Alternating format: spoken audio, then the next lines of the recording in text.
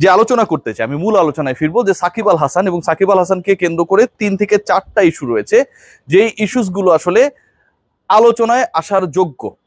এবং সাকিব আল হাসানের নামে একটা মামলা হয়েছে, এটার পর এই ইস্যুগুলো আসলে ডালপালা মেলেছে। এই যে ইস্যুসগুলো, এর প্রধান ইস্যু সেটা হচ্ছে যে সাকিব আল হাসান আন্তর্জাতিক ক্রিকেটে আর কি কখনো ফিরতে পারবেন কিনা। এখনো খেলছেন, যেহেতু এই খেলাটা শুরু হয়ে গেছে, 5 দিনের টেস্ট, 3 দিন শেষ হয়ে গেছে, এটা একটা। দ্বিতীয় যেটা, সাকিব আল হাসান বাংলাদেশে আসতে পারবেন কি পারবেন না, আসলেই তিনি এয়ারপোর্টে কি গ্রেফতার হবেন, তাকে কি অ্যারেস্ট করা হবে। থার্ড যে পয়েন্ট, সাকিব আল হাসানের ব্যাপারে বা সাকিব আল হাসানের এগেনস্টে যে মামলাটা করা হয়েছে, এটা আসলে রিগার্ডিং দ্য কারেন্ট সার্কামস্টেন্স কতটুকু স্ট্রং। ওকে, সো আমি যদি শুরু করি regarding the circumstance 3rd number point দিয়ে, যে এটা আসলে কতটুকু স্ট্রং, তাহলে আমরা সবাই মোটামুটি কম বেশি জানি যে মোহাম্মদপুরের মামলাটা দায়ের করা হয়েছে আদাবত থানায়, সম্ভবত গার্মেন্টস কর্মী হত্যা মামলা। সেখানে সাকিবের সাথে আরো অনেকেই রয়েছেন, কিন্তু সাকিব আল হাসান এই হত্যা মামলার অন্যতম আসামি। এই হত্যাকাণ্ডটা যখন ঘটেছে, ঠিক সেই সময়টায় মানে বাংলাদেশে যখন এই বৈষম্য বিরোধী ছাত্র আন্দোলনে ছাত্র জনতা, সাধারণ মানুষ সবাই রাস্তায় নেমেছিল, যখন পিটিএ গুলি করে আসলে সাধারণদের মারা হয়েছিল, এই মামলাটা তুলনামূলকভাবে সাকিবের এগেনস্টে দ্যাট মাচ স্ট্রং না, এটা আমার কাছে মনে হয়। কারণ সাকিব ওই সময় বাংলাদেশে অবস্থান করছিলেন না, তিনি কানাডিয়ান গ্লোবাল T20 আবার ইউএসএ তে মেজর লিগ ক্রিকেট এগুলো খেলায় অনেক বেশি বিজি ছিলেন।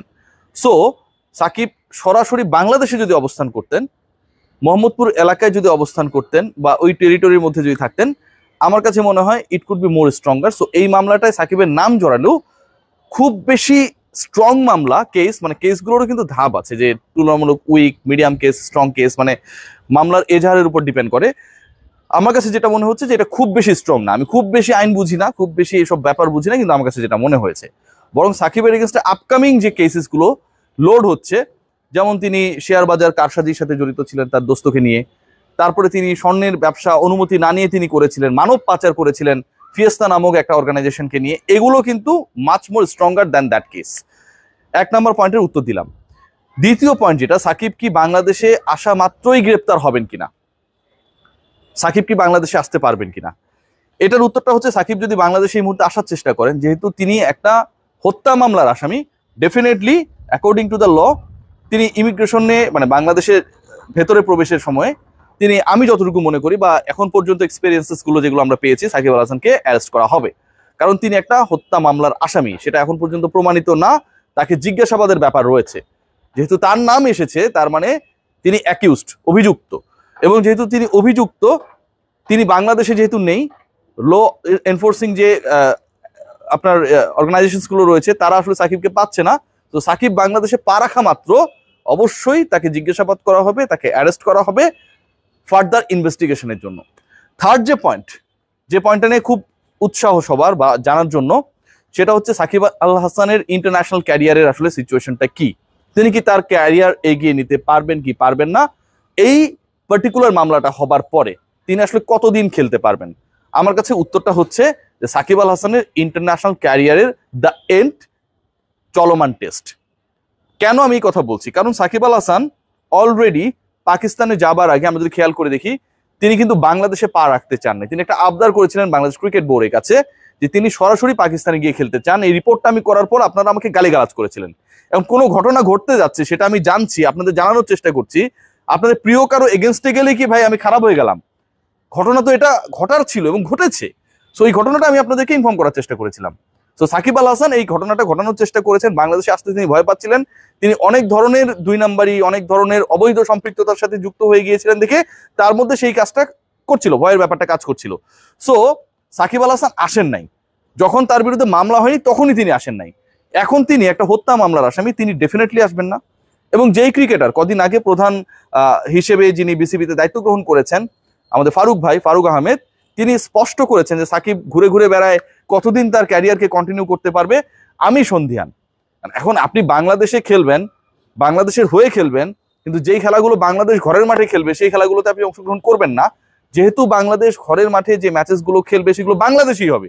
তো সাকিব তো আসলে বাংলাদেশে এলেই অ্যারেস্ট হয়ে যাবেন, এরপরে তিনি কবে ছুটি পাবেন, ছাড়া পাবেন, এবং এই মামলা থেকে তিনি মুক্ত না হওয়া পর্যন্ত বাংলাদেশ ক্রিকেট বোর্ড তাকে কোনোভাবেই আন্তর্জাতিক ক্রিকেটে বিবেচনাই করবে না।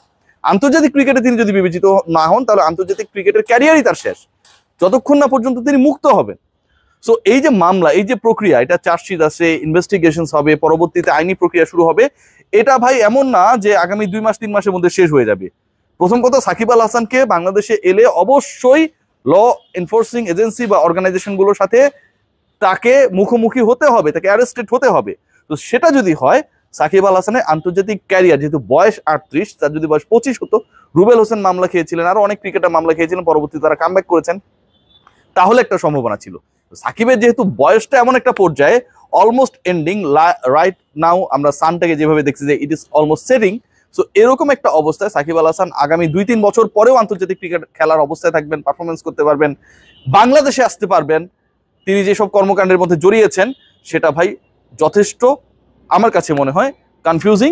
এবং সাকিব আল হাসানের বিরুদ্ধে আমি যতটুকু জানি, যতটুকু খবর পেয়েছি, যতটুকু খোঁজ রাখার চেষ্টা করছি, যে আরো অনেকগুলো যৌক্তিক মামলা, কেস লোডিং, যেগুলো সাকিব আল হাসান বিভিন্ন সময় এগুলোর সাথে সম্পৃক্ত হয়ে পার পেয়ে গেছেন।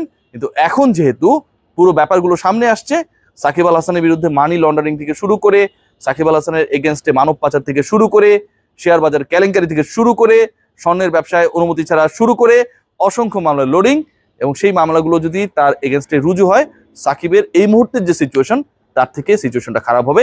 সাকিবের ক্যারিয়ারের আমরা দ্য এন্ড বলতে পারি। বলতে খারাপ লাগছে, দুঃখজনক হলেও সত্য, আলটিমেটলি এটাই হয়তো হতে যাচ্ছে। সবাই ভালো থাকবেন, এবং শুরুতে যে রিকোয়েস্টগুলো করেছি, কারো ভালো না লাগলে আমাকে ক্ষমা করে দিয়েন, আর যদি কারো কিছু করার থাকে বন্যার্থদের জন্য, প্লিজ করার চেষ্টা করেন। সবাই ভালো থাকবেন।